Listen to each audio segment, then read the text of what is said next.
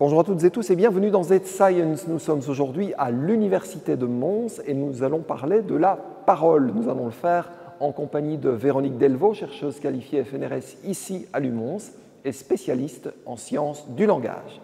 Véronique Delvaux est chercheuse qualifiée FNRS à l'UMons, phonéticienne. Elle effectue des recherches sur les mécanismes cognitifs associés à la parole, avec pour but de mieux comprendre les processus d'apprentissage des langues étrangères ou les pathologies du langage.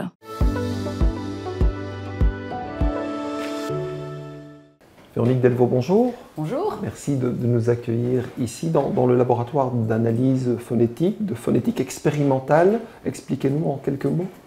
Bien oui, vous êtes au cœur du laboratoire, donc c'est ici que ça se passe, c'est ici que se rassemblent les chercheurs, les étudiants, les professeurs pour travailler, pour mener leurs recherches en phonétique expérimentale. Votre objectif, c'est de comprendre comment l'individu produit un son qui est du langage, on pourrait le dire comme ça? On peut le dire comme ça, et même au-delà de ça, comment on produit et comment on perçoit les sons. Et donc plus généralement, comment le cerveau humain traite les sons de parole, comment ces sons sont réalisés et comment ils s'organisent alors en système, au point de vue du système linguistique qui est pour nous le français. Et vous partez évidemment pour faire toutes ces recherches de données, de sons que vous enregistrez au travers de différentes expérimentations, pourrait-on dire.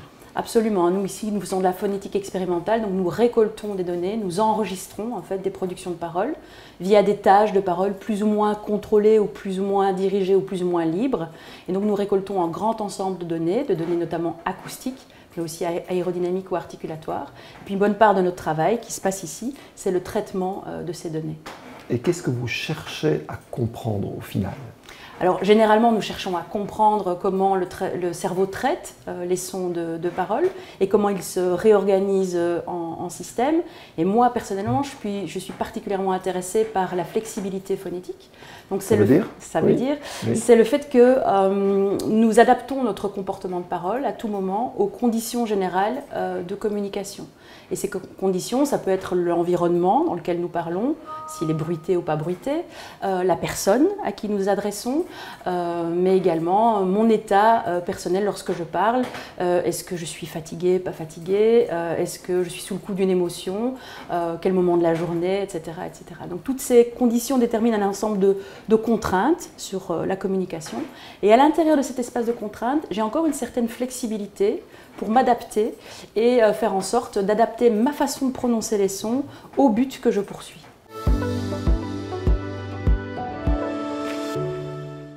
Véronique Delvaux, est-ce qu'on peut dire que la créativité, cette capacité de voir une réalité mais différemment de la manière dont on la voyait auparavant, est au centre de votre méthode, de votre méthodologie, et que vous re-questionnez en quelque sorte les manières habituelles de faire en phonétique? On pourrait le dire comme ça?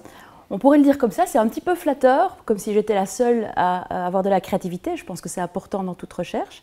Néanmoins, c'est vrai que je fais partie de ceux qui, en phonétique, essaient de dépasser une vision peut-être un petit peu plus traditionnelle, descriptive, simplement décrire les sons des langues, pour aller vers l'étude du comportement de parole. Donc la parole… Comportement de parole, ça veut dire, oui. Ça veut dire que vous et moi, maintenant, nous utilisons en fait le système langue et notre capacité de langage pour parler, pour vraiment réaliser de la parole et pour remplir un certain nombre de fonctions et atteindre nos buts. Et nos buts, ils sont identitaires, ils sont sociaux, ils sont de communication.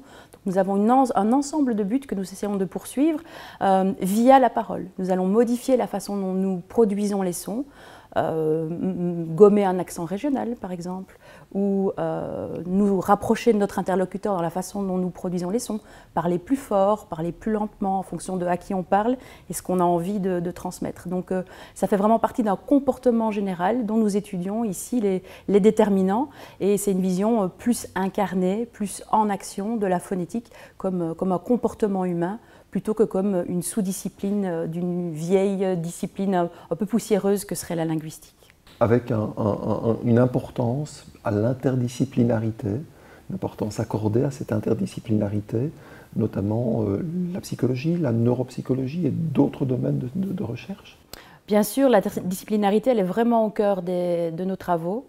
À partir du moment où on veut comprendre ce comportement de parole, qu'on veut comprendre plus largement le langage, il faut absolument, si on veut le faire correctement, apporter des éclairages divers. Et donc on peut considérer que cet objet d'étude, il est au centre de différentes vues, de différentes perspectives, qui peuvent venir plutôt de la linguistique, des sciences du langage, qui peuvent venir des sciences cognitives, vous avez cité la neuropsychologie, qui peuvent aussi venir d'autres disciplines plus appliquées, telles que la didactique des langues étrangères, ou encore, dans nos travaux transdisciplinaires, nous travaillons beaucoup avec des ingénieurs, des informaticiens, qui aussi amènent une autre vision de ce que c'est que la parole. Notamment, ça donne un signal acoustique qui peut être traité par des informaticiens avec les méthodes et les objectifs qui leur sont propres. Véronique Delvaux, merci. Merci beaucoup. Merci à vous. Au revoir. Au revoir. Voilà, fin de cette émission consacrée au langage. Merci de nous avoir suivis et à très bientôt pour un prochain numéro de Z-Science.